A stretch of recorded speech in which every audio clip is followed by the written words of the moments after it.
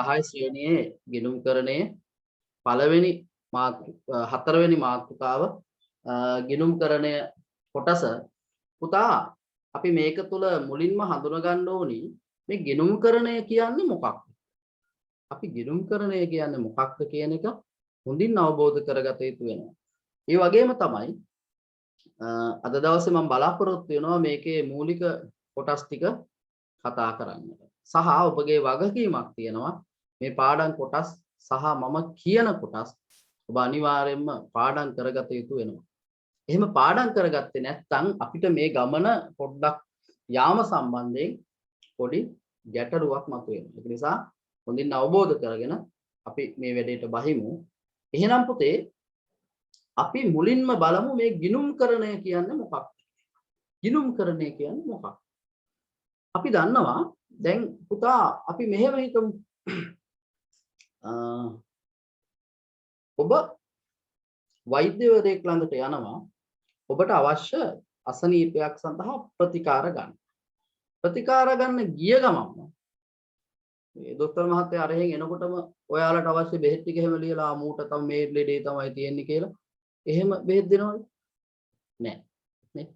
වෛද්‍යවරයා ඔබට රෝගයකට ඔබ බෙහෙත් ගන්න ගියාම වෛද්‍යවරයා ඔබ අරහෙන් එනකොට මූට මේක තමයි කියලා බෙහෙත් දීලා දෙනවද? නැහැ. ළඟට ආවට පස්සේ මොකද්ද අමාරුව කියලා අහනවා. නේ? තියෙන ලෙඩේ මොකද්ද කියලා අහනවා.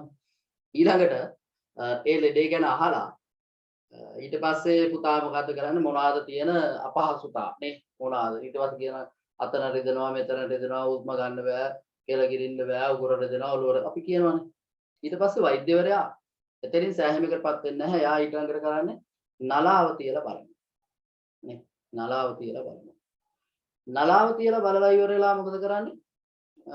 තව ඕනනම් ප්‍රෙෂර් එක පරීක්ෂා කරනවා. රුධිර පීඩනය පරීක්ෂා කරනවා.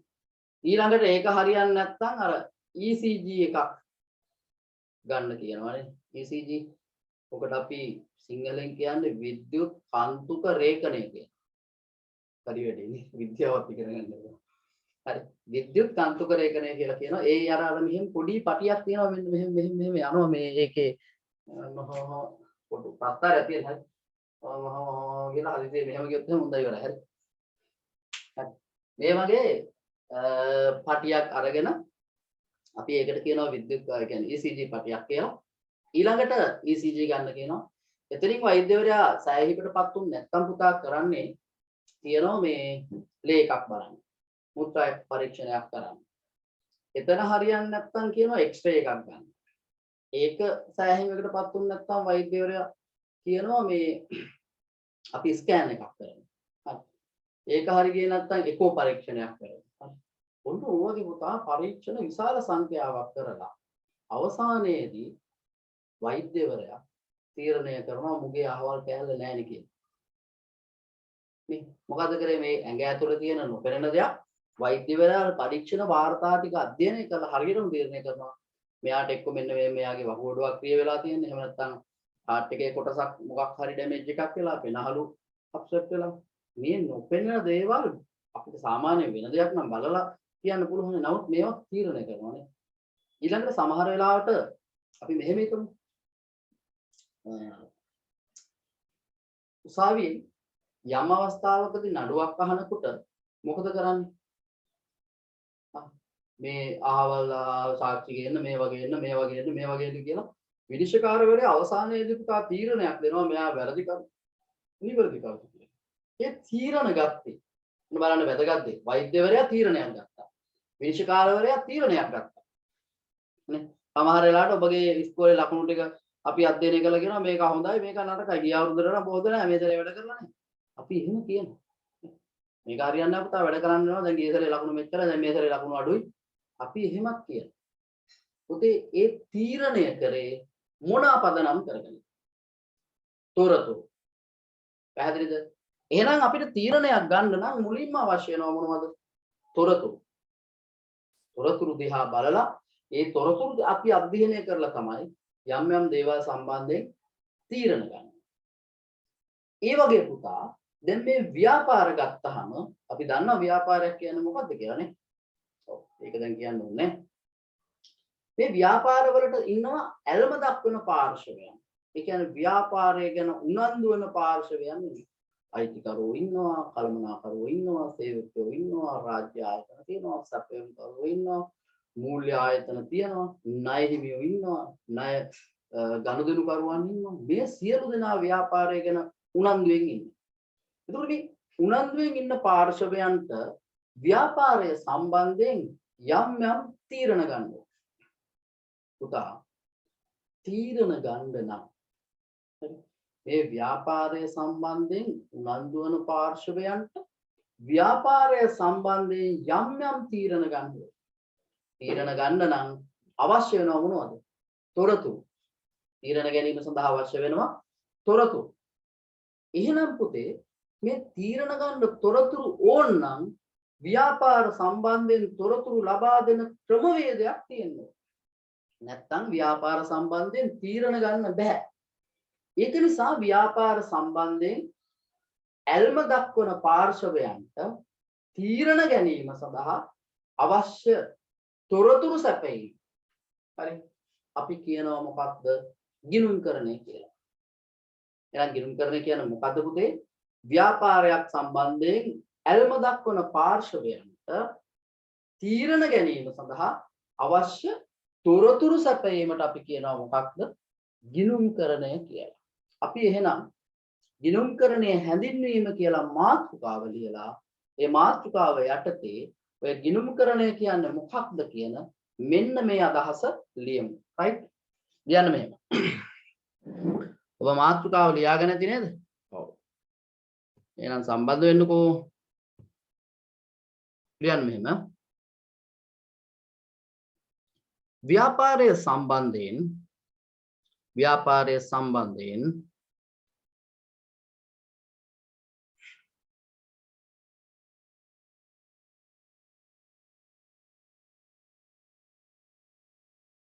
ඇල්ම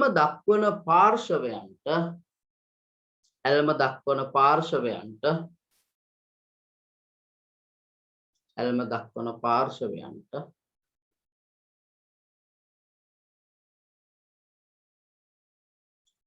තීරණ ගැනීම සඳහා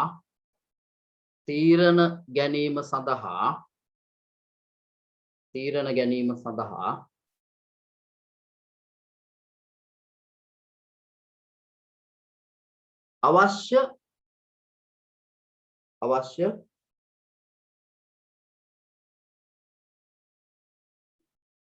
තොරතුරු සැපයීම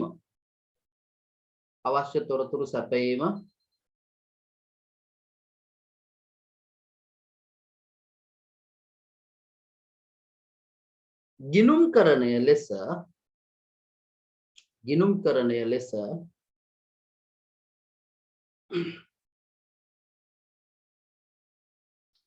සරලව අර්ථ දැක්විය හැකිය.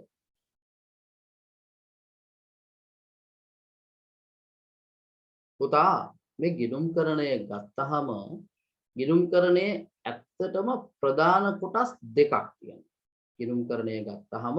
ගිණුම්කරණයේ ප්‍රධාන කොටස් දෙකක් තියෙනවා. මොනවද ඒ කොටස් දෙක? එකක් තමයි කළමනාකරණ ගිණුම්කරණය, අනිත් එක තමයි මූල්‍ය ගිණුම්කරණය. ඒතකොට කළමනාකරණ ගිණුම්කරණය සහ මූල්‍ය ගිණුම්කරණය කියලා මේ ගිණුම්කරණයේ අපි ප්‍රධාන කොටස් දෙකක් කතා කරනවා. හරි. ඒක වෙනම ඡේදකින් මෙහෙම ලියන්න. ගිණුම්කරණය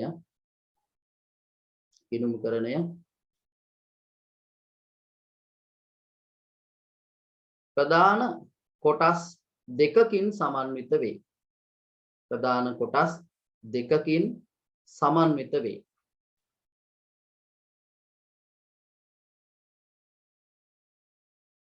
එනම්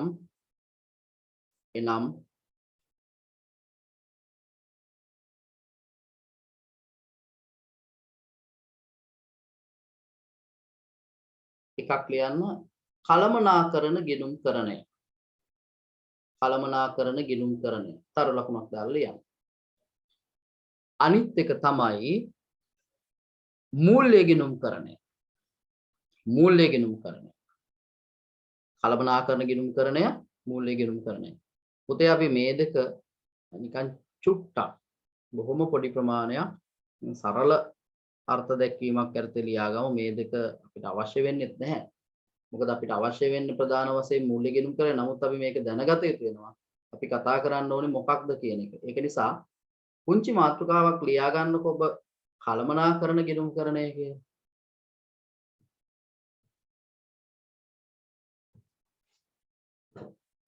පුතා දැන් ව්‍යාපාරයක් ගත්තහම මේ ව්‍යාපාරය අයිති වෙන්නේ අයිතිකරුවන්ටනේ. දැන් මහා පරිමාණ ව්‍යාපාර ගත්තහම අයිතිකරු වෙනම ඉන්නවා කළමනාකරුවන් වෙනම ඉන්නවා.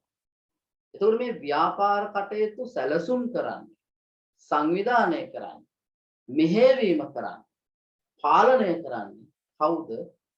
කළමනාකරුවා. එතකොට දැන් මේ ව්‍යාපාරයේ ඇත්තම කතා කරොත් පුතා ව්‍යාපාරයේ සම්පූර්ණම ගේම් එක ගහන්නේ කවුද? කළමනාකරුවා. සමහර වෙලාවට අයිතිකාරයා දන්නේ නැහැ ව්‍යාපාරයේ මොකද්ද වෙන්නේ කියලා. සියලු දේවල් කරන්නේ හැබැයි මෙහෙමයි. මතක තියාගන්න සමහර ව්‍යාපාරනේ තරල පුංචි ව්‍යාපාරවල නම් අයිතිකාරයයි කළමනාකරුවයි සේවකයයි ඔක්කොම ටික එකයි. එතකොට ඒ ඔක්කොම කරන්නේ යා. නමුත් මහා පරිමාණ ව්‍යාපාර ගත්තොත් සේවකයෝ වෙනම ඉන්නවා, අයිතිකරුවන් වෙනම ඉන්නවා, කළමනාකරුවෝ වෙනම ඉන්නවා. එතකොට මේ කළමනාකරුවෝ තමයි ව්‍යාපාර සම්බන්ධයෙන් යම් තීරණ ගන්න. එතකොට කළමනාකරුවන්ට තීරණ ගන්න නම් මේ ව්‍යාපාරය සම්බන්ධයෙන් තොරතුරු අවශ්‍ය වෙනවා. ඒක නිසා කළමනාකරුවන්ට තීරණ ගැනීම සඳහා අවශ්‍ය තොරතුරු සැපයීම සඳහා පවතින ගිණුම්කරණයට අපි කියනවා කළමනාකරණ ගිණුම්කරණය කියලා. මොකක්ද? කළමනාකරුවන්ට තීරණ ගැනීම සඳහා අවශ්‍ය තොරතුරු සැපයීම සඳහා පවතින ගිණුම්කරණයට අපි කියනවා කළමනාකරණ ගිණුම්කරණය කියලා. අපි එහෙනම් ඇයි දැන් මේ පුතේ කළමනාකරණ ගිණුම්කරණයයි මූල්‍ය ගිණුම්කරණයයි කියලා ඇයි මේ දෙකක් තියෙන්නේ? දැන් මෙහෙම හිතන්නකෝ. දැන් ව්‍යාපාරයක් ගත්තාම දැන් මූල්‍ය ගිණුම්කරණය කියන එකේ ඕනෑම කෙනෙකුට ඇල්ම දක්වන සියලුම පාර්ශවයන්ට තීරණ ගැනීම සඳහා අවශ්‍ය තොරතුරු සපයන. දැන් ව්‍යාපාරයේ තියෙන සියලුම තොරතුරු හැමෝටම දැනගන්න විදිහට දැන් අපි ගැන වුණත් අපි ගැන තියෙන සියලුම දේවල් අනිත් අයට කියන්නේ නැහැ. හැබැයි උන් දන්නවා අපි ගැන අපිට වඩා හොඳ. එහෙම එකක් තියෙනවා. එතකොට කළමනාකරණ ගිණුම්කරණය දැන් මූල්‍ය ගිණුම්කරණය ගත්තාම අපේ තියෙන ඔක්කොම ටික හැම දෙයක්ම මිනිස්සු දැනගත්තාම ව්‍යාපාරයේ අපේ ව්‍යාපාරයේ තියෙන රහස් එළියට යනවා. පැහැදිලිද? ඒ වගේ ඒක නිසා අපි ඔක්කොම ටික කියන්නේ අවශ්‍ය ටික විතරක් වෙනවා. එහෙම දුන්නාම ඒ ටික බලපුවාම කළමනාකරුවන්ට ඒ ටික මදි. ඒක නිසා කළමනාකරුවන්ට මේ ව්‍යාපාරයේ සම්පත්වල වෙනස් වීම පිළිබඳ සියලුම තොරතුරු අවශ්‍යයි. කළමනාකරුවන්ට සියලුම තොරතුරු අවශ්‍ය නිසා පුතේ කළමනාකරුවන්ට එහෙනම් තොරතුරු දෙන්න වෙනම ඕන. එයාලට ඕනියම අනිත් අයට හරියන්නේ නැහැ. හරි. ඒක නිසා කළමනාකරණ ගිණුම්කරණය කියන්නේ මොකද්ද? කළමනාකරුවන්ට තීරණ ගැනීම සඳහා අවශ්‍ය තොරතුරු සැපයීමට පවතින ගිණුම්කරණයට අපි කියනවා මොකද්ද? කළමනාකරණ ගිණුම්කරණය කියලා. ලියන්න මෙහෙම. කළමනාකරණ ගිණුම්කරණය යටතේ කළමනාකරුවන්ට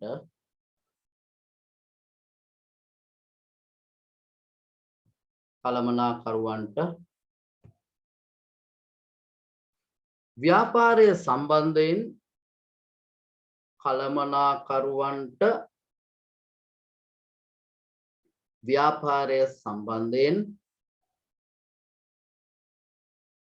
තීරණ ගැනීම සඳහා අවශ්‍ය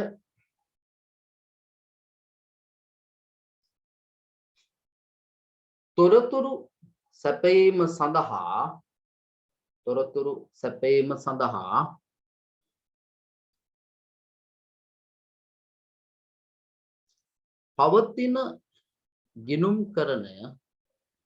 පවතින ගිණුම්කරණය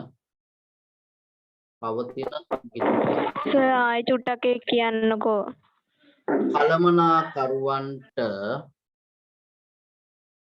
කළමනාකරුවන්ට තීරණ ගැනීම සඳහා තීරණ ගැනීම සඳහා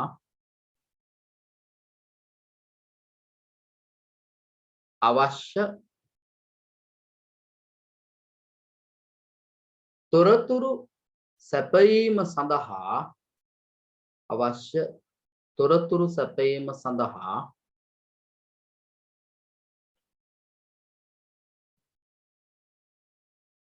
පවතින ගිණුම්කරණය කළමනාකරන ගිණුම්කරණය වේ. කළමනාකරන ගිණුම්කරණය වේ. කළමනාකරන ගිණුම්කරණය වේ. හරි. ලියන්නකෝ මාතෘකාවක් මූල්‍ය ගිණුම්කරණය කියලා. මූල්‍ය ගිණුම්කරණය කියලා ඉක්මනින් ලියා ගන්න මාතෘකාවක්.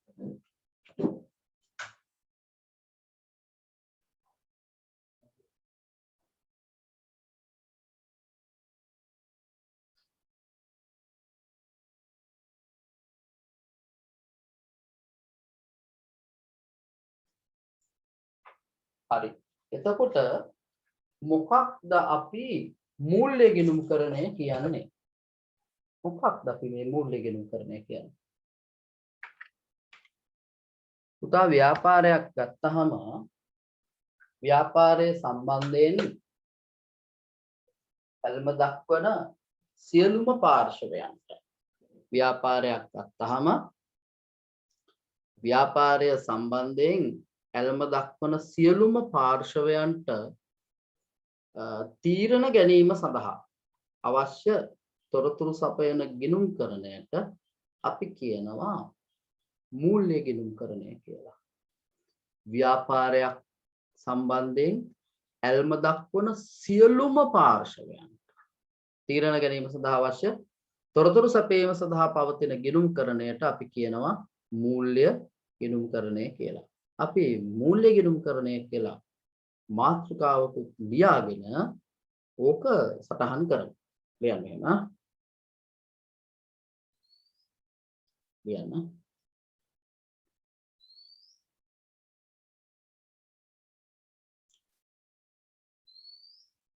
ව්‍යාපාරය සම්බන්ධයෙන් ඇල්ම දක්වන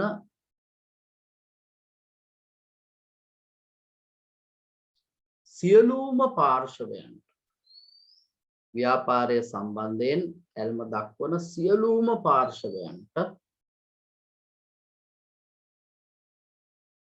තීරණ ගැනීම සඳහා අවශ්‍ය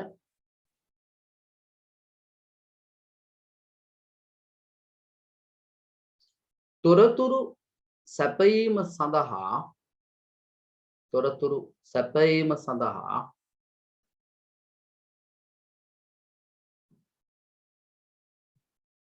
පවතින ගිණුම්කරණය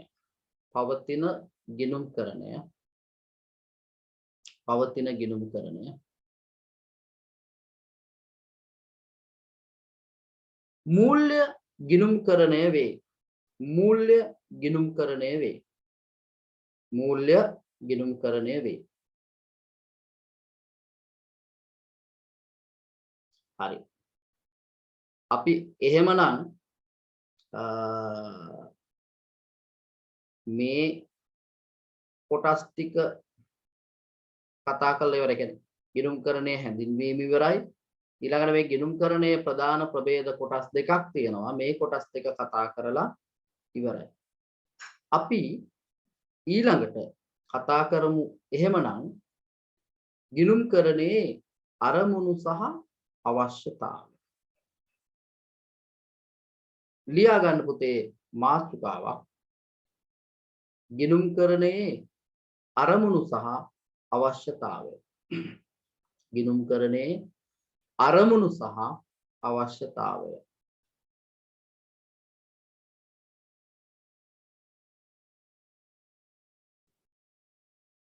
දැන් මේ සමහර දරුවෝ සම්බන්ධ වෙලා ඉවත් වෙනවා. මට ඒකත් තේරෙනවා මේ. හරි. මොකද මේකේ ඉබේම සම්බන්ධ වෙන්න තියෙනවා. මොකද මම මෙහි මොනවත් කරන්නේ ඔබට ඉබේම සම්බන්ධතාවය ඇති වෙන පරිදි තමයි මේක සකස් කරලා තියෙන්නේ. ඔව් පුතා. මායිසර පොඩ මාත්‍රාව කියනවා ගිණුම්කරණේ. ගිණුම්කරණයේ අරමුණු සහ අවශ්‍යතාවය. ගිණුම්කරණයේ අරමුණු සහ අවශ්‍යතාවය.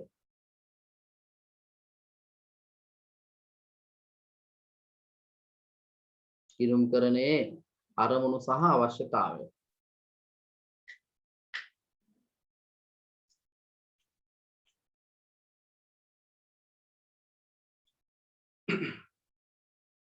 හරි. අපි පුතා ගිණුම්කරණය ගත්තහම මේ ගිණුම්කරණයේ තියෙන ප්‍රධානතම අරමුණ තමයි මොකක්ද ගිණුම්කරණයේ ප්‍රධානතම අරමුණ? මේ ව්‍යාපාරයක් සම්බන්ධයෙන් ඇල්ම දක්වන පාර්ශවයන්ට තීරණ ගැනීම සඳහා අවශ්‍ය තොරතුරු සම්පාදනය කිරීම තමයි ගිණුම්කරණයේ ප්‍රධානතම අරමුණ. ව්‍යාපාරයක් සම්බන්ධයෙන් ඇල්ම දක්වන සියලුම පාර්ශවයන්ට තීරණ ගැනීම සඳහා අවශ්‍ය තොරතුරු සැපයීම තමයි ගිණුම්කරණයේ ප්‍රධානතම අරමුණ.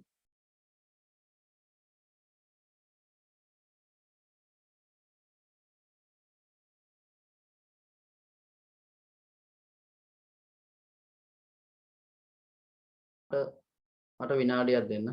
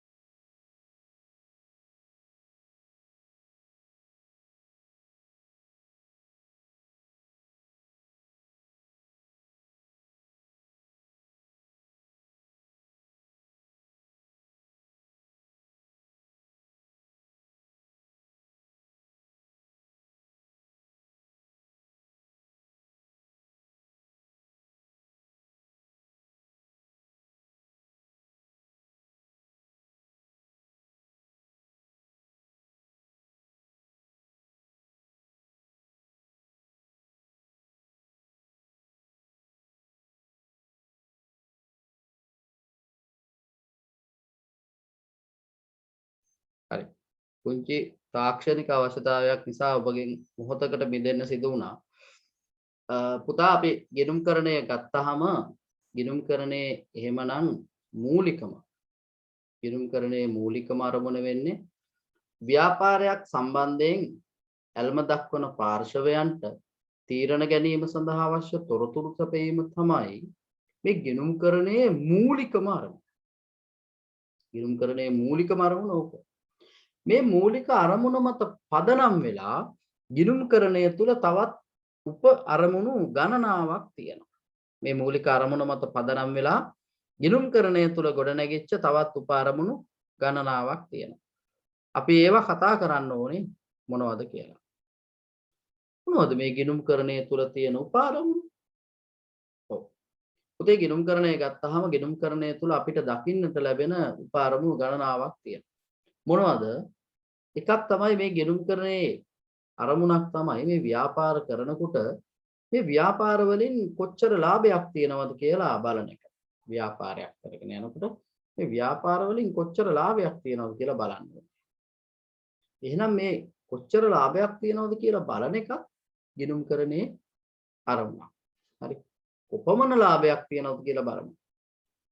ඊළඟට දැන් මේ ව්‍යාපාර ගත්තාම ව්‍යාපාරවලට විවිධ පුද්ගලයන් පාර්ශවයන් සම්පත් සපයන. එතකොට පුතා මේ සම්පත් සපයපුවම ඒ අයට තමයි මේ සම්පත් ටික අයිති වෙන්නේ. එතන මේ ව්‍යාපාරයක තියෙන සම්පත් සහ ඒ සම්පත් කොහොමද සැපෙන්නේ කියන එක සම්බන්ධයි. හරි. පෙන්වන එකට අපි කියනවා මූල්‍ය තත්ත්වය කියලා. මේකේ පුතේ ඔබට වචනේ විතරයි මතක තියාගන්න වෙන්නේ. මේක දැන් තේරෙන්නේ නැහැ. පැහැදිලිද? මේ මූල්‍ය තත්ත්වය කියන එක දැන් ඔබට තේරෙන්නේ නැහැ. හරි. ඒක නිසා මේ මූල්‍ය තත්ත්වය අවබෝධ කර ගැනීම ගිණුම් කරන්නේ අරමුණ. ඒ වගේම තමයි පුතා මේ ගිණුම් කරන අරමුණු දෙකක් කිව්වනේ. මොනවද? ප්‍රධානම අරමුණ තමයි ඇල්ම දක්වන පාර්ශවයන්ට තීරණ ගැනීම සඳහා අවශ්‍ය තොරතුරු සැපයීම. ඊළඟට මම කිව්වා මේ ව්‍යාපාරයේ ලාභය කොච්චර ලාභයක් උපයලා තියෙනවද? ලාභදායීත්වය, ලාභය දැන ගැනීම, ලාභය හෝ අලාභය. ඊළඟට මූල්‍ය தත්ත්වය අවබෝධ කර ගැනීම.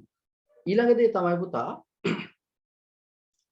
මේ සමහර ව්‍යාපාර ගත්තහම මේවායේ ගිණුම් වාර්තා සකස් කිරීම නීතිය මගින් අනිවාර්ය කරලා තියෙනවා. සමහර ව්‍යාපාරවල ගිණුම් වාර්තා සකස් කිරීම නීතිමය අවශ්‍යතාවයක් වෙලා තියෙනවා. නීතිමය අවශ්‍යතාවයක්. ඔව් නීතිමය අවශ්‍යතාවයක්. මොන වගේද? පුතේ අපි පහුගිය පාඩමේ කතා කරා නේද සමාගම් කියලා ව්‍යාපාර සංවිධාන වර්ගයක්. ඒ වගේම රාජ්‍ය සංස්ථා, රාජ්‍ය දෙපාර්තමේන්තු මේවා. බුදුන් සමාගම් ගත්තාම සමාගම් වල ගිණුම් වාර්තා සකස් කිරීම 2007 අංක 7 දරන සමාගම් පනතින්ම මොකද කරලා තියෙන්නේ? නියම කරලා තියෙනවා. එහෙනම් සමාගමක් ගත්තොත් සමාගමක අනිවාර්යෙන්ම අපි ගිණුම් වාර්තා සකස් කළ යුතුම වෙනවා. ඒක නීතියක්. පනතක් කියන්නේ නීතියක් නේ. මම සමාගම් පනත පෙන්නුවා මම හිතන්නේ පහුගිය දවස්වල අපේ දරුවන්ට. පෙන්නුවා නේද? පෙන්වුවා සර්. ඔව් සමාගම් පනත පෙන්නුවා මම ඔයාලට මේ විදිහටම මේ පාඩම කරනකොට සමාගම් පනත අපි දැක්කා. නේ? පඩි පොතක්. හරි. පනත කියන්නේ නීතියක්. එහෙනම් නීති කඩ කරොත් වරදක් වෙනවනේ. ඒක නිසා සමාගම් වල ගිණුම් වාර්තා සකස් කිරීම නීතිමය අවශ්‍යතාවය. එහෙනම් පුතේ ගිණුම් කරන කටයුතු කරන්නේ නීතිමය අවශ්‍යතාවයක් සඳහානේ. එහෙනම් ඔන්න ගිණුම් කරන්නේ අරමුණක් තමයි මෙන්න මේ නීතිමය අවශ්‍යතාවය ඉටු කිරීම. නීතිමය අවශ්‍යතාවය ඉටු කරන්න ගිණුම් කරන කටයුතු කරනවා. ඒ වගේම තමයි අපි සමහර වෙලාවට අපිට ගනුදෙනු අමතක වෙන්න පුළුවන්. අතපසු වෙන්න පුළුවන්. මෙන්න මේ වගේ හේතු නිසා අපිට පාඩු සිද්ධ වෙන්න පුළුවන්. මෙන්න මේ පාඩු අවම කර ගැනීමත් ගිණුම් කරන්නේ අරමුණක්. ගනුදෙනු අමතක වීම, අතපසු වීම මත සිදුවිය හැකි අලාභ අවම කර ගැනීමත් ගිණුම් කරන්නේ අරමුණක්. එහෙනම් පුතේ අපි ලියමු ගිණුම් කරන්නේ අරමුණු ටික. ප්‍රධාන අරමුණ අපි ඉස්සල්ලා ලියමු. ලියන්න මෙහෙම. ව්‍යාපාරයක් සම්බන්ධයෙන් මම බොහොම හිමීට කියන්නේ මේක. ව්‍යාපාරයක් සම්බන්ධයෙන්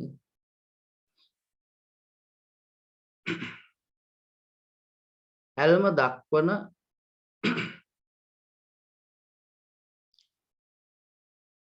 සියලුම පාර්ශවයන්ට ව්‍යාපාරයක් සම්බන්ධයෙන් ඇල්ම දක්වන සියලුම ඕනේ පාර්ශවයන්ට අපි පාර්ශව සියලුම කියන එක අමතක කරමු. ඇල්ම දක්වන පාර්ශවයන්ට ව්‍යාපාරයක් සම්බන්ධයෙන් ඇල්ම දක්වන පාර්ශවයන්ටයි මම සියලුම කියලා කිව්වේ. ඒ වුණොත් එතන කියන්නේ මූල්‍ය ගිණුම් කරන එක. හරි. ව්‍යාපාරයක් සම්බන්ධයෙන් ඇල්ම දක්වන පාර්ශවයන්ට තීරණ ගැනීම සඳහා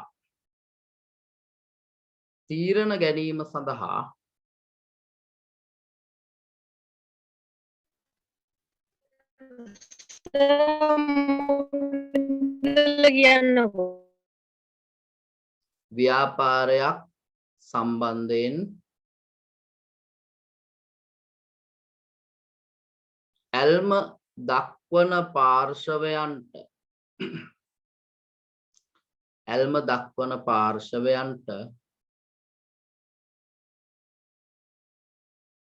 තීරණ ගැනීම සඳහා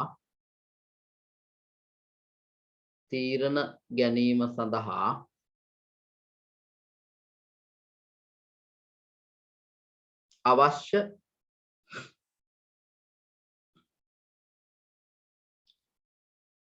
තොරතුරු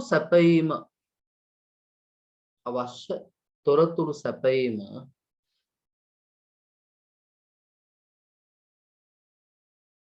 ගිණුම්කරණයේ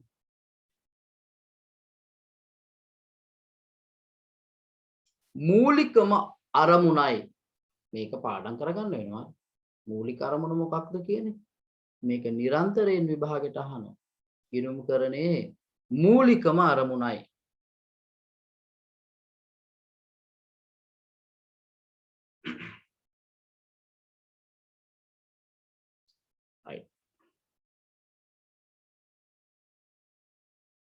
මූලිකම අරමුණයි.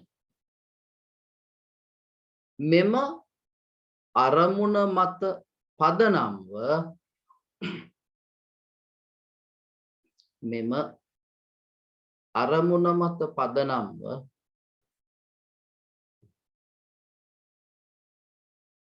තවත්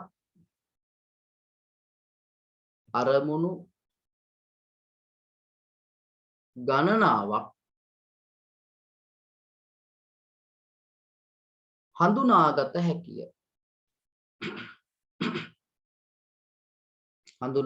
හැකිය. ඉන් කිහිපයක්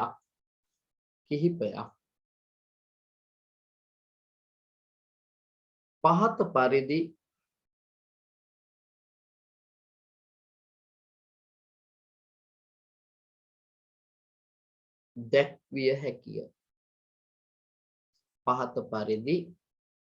දැක්විය හැකිය.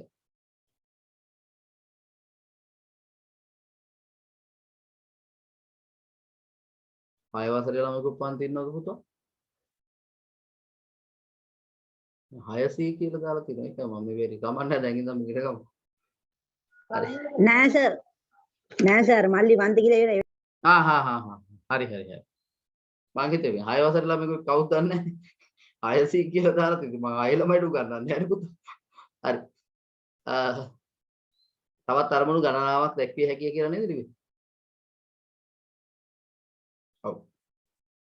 පුතේ අපි මෙහෙම ලියන්න. ඉන් කිහිපයක් පහත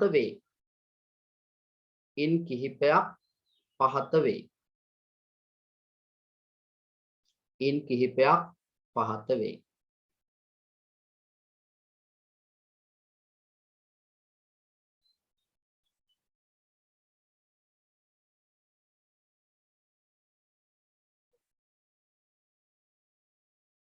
හරි. ඉන් කිහිපයක් පහත වේ. මම හිතන්නේ සමහර දරුවෝ කීප දෙනෙකුට මේ සිග්නල් වල අවුලක් තියෙනවා. යනවා එනවා. පාඩමේ කොටස් මගහැරුණොත් හදිසියෙවත් මම ඒකට පස්සේ විකල්පය කියන්නම් මොකද්ද කියලා. හරි.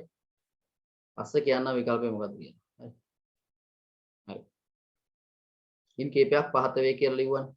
පුතේත් අරු දාලා ලියමු. අපි පහලට දාන්නකෝ. මට මේ අපේ ඉස්කෝලේ කවුරු හරි දරුවෙක් මේ කවුද ඕෂදීටම බාර දුන්නා හරිනේ. ඕෂදී ඉන්නවද දන්නේ? ඉන්නවා. මේ අපේ ඉස්කෝලේ දැන් මම මෙතන දන්නේ නැහැ. ඉන්නවා සර්. ඔව් මෙතන දැන් අර තව දරුවෝ ඉන්නවනේ. වෙනත් පාසල් වල දරුවෝ කීප දෙනෙක් ඉන්නවා මෙතන. හරි. ඒක නිසා මේ ඕෂදී ඔය යන අතරතුරේ නම් ටික ලියලා තියාගන්න මේ අපේ ඉස්කෝලේ ළමයි කී දෙනෙක් ඉන්නවද කියලා මට දැනගන්න. හරි. මොකද එතන ළමයි 20 ගාණක් හිටියා. ඒකේ උනට කොම ටික නැහැ මං හිතන්නේ. ඒ නිසා ඒ නම් ටික ලියලා තියාගන්න. මට පස්සේ මේ ෆොටෝ එකක් ගහලා එවන්න. හරි. ඔන්න බාරයි වැඩි. හරි. එහෙනම් පුතේ ඉස්කෝල ළමයිගේ විතරද සර්? ඔව් ඉස්කෝල ළමයි විතර. අපේ ඉස්කෝලේ දැන් ඔකේ ලිස්ට් එක බලනකොට හොයාගන්න පුළුවන් අපේ ඉස්කෝලේ ළමයි කවුද? අපේ ඉස්කෝල ළමයි ඔන්න වෙන නම් වලින් ඉන්නවා නම් හදන්න. නැත්නම් ලිය වෙන ගන්න යනවා. මොකද මට ඉස්කෝලේ ළමයිගේ පැමිණීමේ වාර්තාවක් දෙන්න තියෙනවා විදුහල්පතිතුමාට. ඒක නිසා ඒ අයගේ නම් ටික මට අවශ්‍ය වෙනවා. හරි? right. අපි එහෙමනම් ඔව් සර්. ගිණුම්කරණයේ කතා කරපු උප අරමුණු ටික ලියාගෙන යමු. හරි? ලියන්න. එහෙම ලියන්න පළවෙනි එක නැත්නම් තරුදාලා ලියමු. ව්‍යාපාරය උපයා ඇති ලාභය දැන ගැනීම.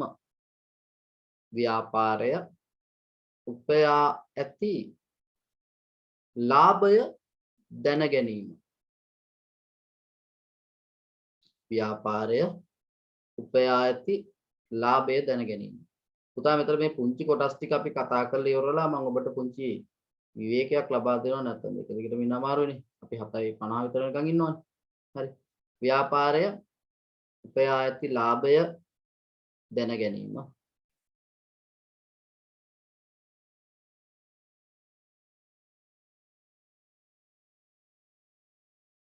ඊළඟ එක මේක මෙහෙම ලියමු. මේක තේරෙන්නේ නැහැ. නමුත් ලියලා තියන්න. හරි. ව්‍යාපාරයේ මූල්‍ය తত্ত্বය. ව්‍යාපාරයේ මූල්‍ය తত্ত্বය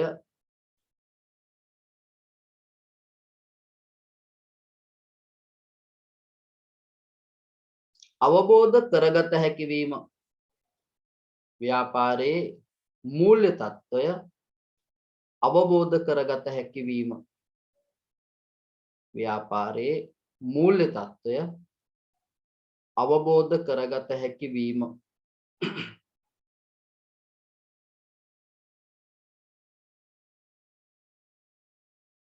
මූල්‍ය తত্ত্বය අවබෝධ කරගත හැකි වීම. ඊළඟ එක ලියන්න. නීතිමය අවශ්‍යතා. නීතිමය අවශ්‍යතා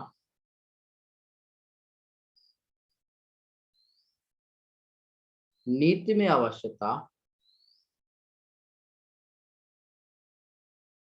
ඉටු කරගත හැකි වීම.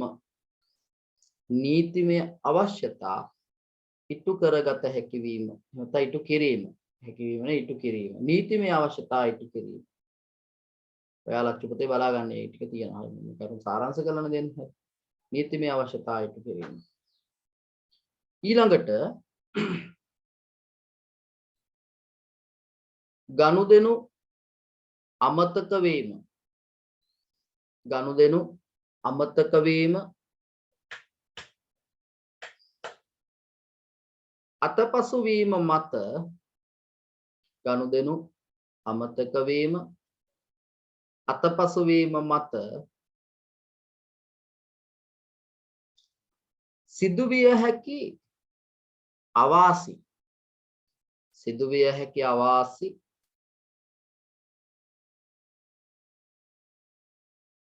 අවම කර ගැනීම.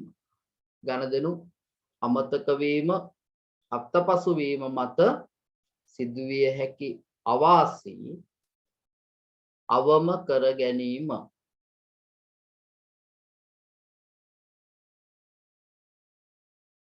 පුතා මෙන්න මේ අරමුණු ටික ඉටු කරන්න නම්. හරි. මෙන්න මේ කතා කරපු ගිණුම්කරණේ මෙන්න මේ අරමුණු ටික අපි ඉටු කරගන්න නම් මේ ගිණුම්කරණය මගින් සපයනවා විවිධාකාර ස්වරූපයේ වාර්තා. මේ අරමුණු ටික ඉටු කරගන්න ගිණුම්කරණය මගින් සපයනවා විවිධාකාර ස්වරූපයේ වාර්තා. හරිද? මෙන්න මේ වාර්තාවලට අපි කියනවා මූල්‍ය ප්‍රකාශන කියලා. මොනවද කියන්නේ? මූල්‍ය ප්‍රකාශන. මොනවද කියන්නේ? මූල්‍ය ප්‍රකාශන.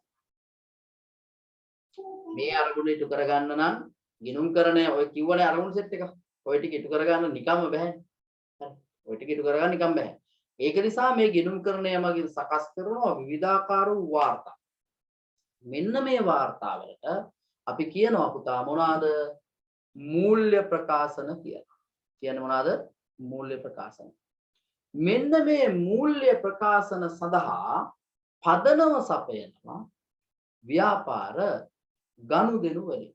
මේ මූල්‍ය ප්‍රකාශන සඳහා පදනම සපයන්නේ මොනවාගෙන්ද ව්‍යාපාර ගනුදෙනු වලින්.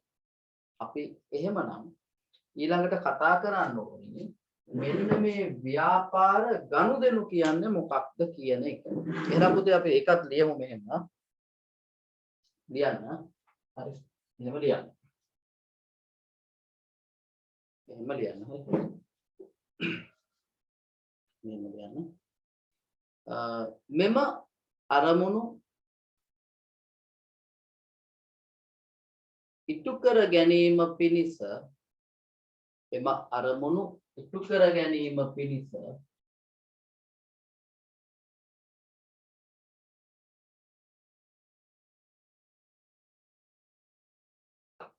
මෙම අරමුණු ඉටු කර ගැනීම පිණිස ගිණුම් කරණය මගින්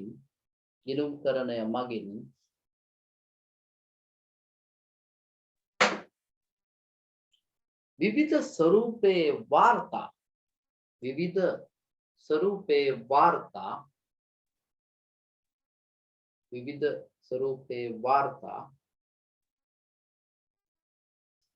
ස්වරූපයේ වාර්තා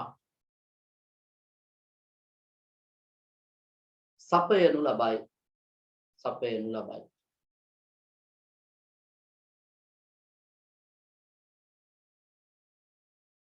එම වාර්තාවන්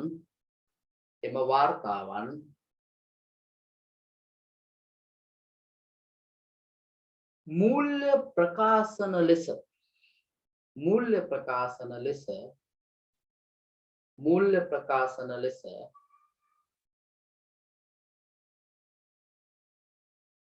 හඳුන්වනු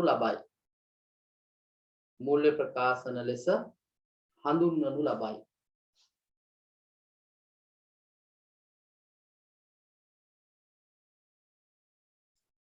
මෙම මූල්‍ය ප්‍රකාශන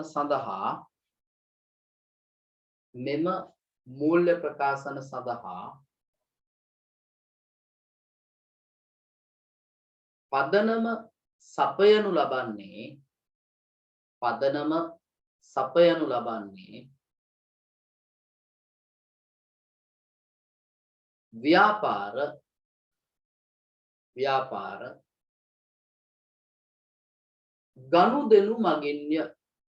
ව්‍යාපාර ගනුදෙනු මගින්ය. එහෙමනම් ඔබ මාතෘකාවක් ලියලා තියාගන්න ව්‍යාපාර ගනුදෙනු කියලා. අපි ඊළඟට කතා කරන්නේ ව්‍යාපාර ගනුදෙනු.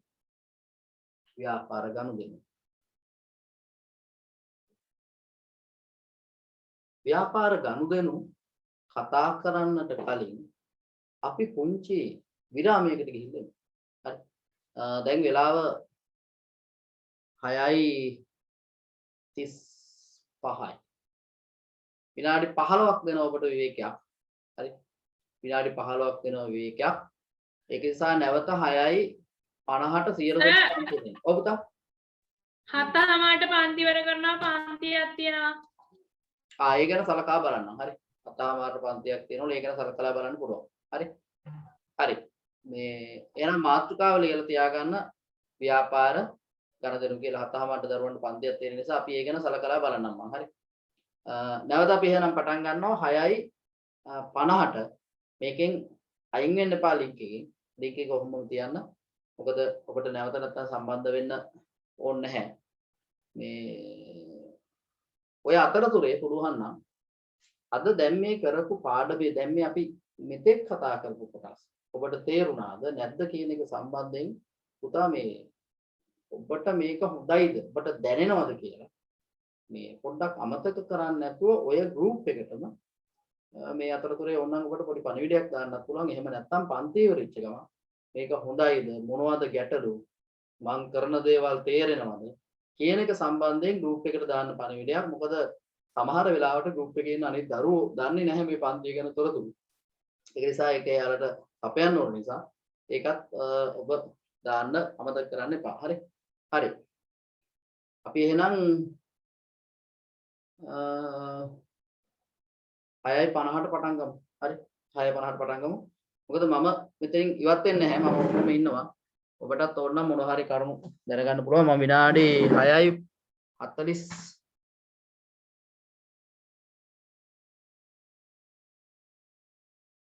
මේකේ මේ දරුවෙක් අහනවා සර් ෆීස් කීයද කියලා. පුතා මේ පන්තියේ මම උගන්වන්නේ කිසිදු මුදල් අපේක්ෂාවකින් තොරව. සවුන්ඩ් ඇහෙන්නේ නැහැ කියලා කියනවා බලපොඩේ. පුතේ මේකේ නම් සවුන්ඩ් එක උඩරිම වැඩි කරලා තියෙන්නේ. හරි. එහෙම මුදල් අය කරන්නේ නැහැ. මුදල් අය කරන පන්තියකුත් තියෙනවා. ඒකත් ඕනනම් ඒකටත් ඔබට කැමතිකම් සම්බන්ධ වෙන්න පුළුවන්. මේකේ මම මුදල් අපේක්ෂාවෙන් තොරව කරන්නේ. මොකද මේක මම කරන්නේ අපේ ඉස්කෝලේ දරුවන්ට මේ සත්කාරයක් විදිහට. හරි. එයාලට ඇත්තටම මට තියෙන්නේ බදාදා පැයක් විතර උගන්වන්න. නමුත් ඒ වෙලාවේ මේක මදි කරන්න. ඒක නිසා මේ සියලු දෙනාට මේක මම කරන්නේ ඇත්තටම මේ කිසිදු ගාස්තුවකින් තොරව. හරි. මේකේ මම ගාස්තුවයි කරන්නේ නැහැ. ඒ නිසා ඒ ගැන අහන්නත් එපා. හරි.